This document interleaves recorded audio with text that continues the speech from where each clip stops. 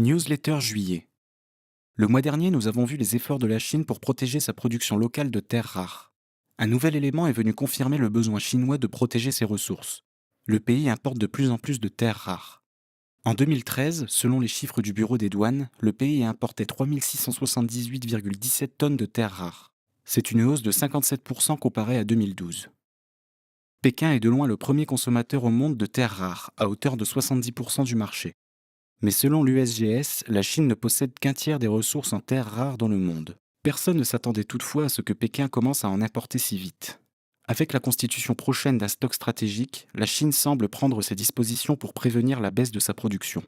Cette stratégie rappelle étrangement la stratégie américaine de protéger ses ressources de pétrole et en préférant en importer.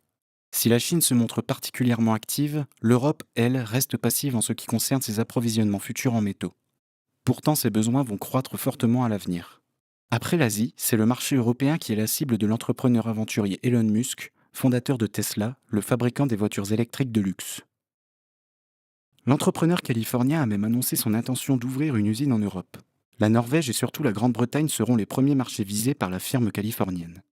La France n'est d'ailleurs pas en reste. Le ministre de l'écologie, Ségolène Royal, a annoncé de nouvelles mesures de soutien à l'achat de véhicules électriques. Or, qui dit voiture électrique dit terres rares, tantale, bore.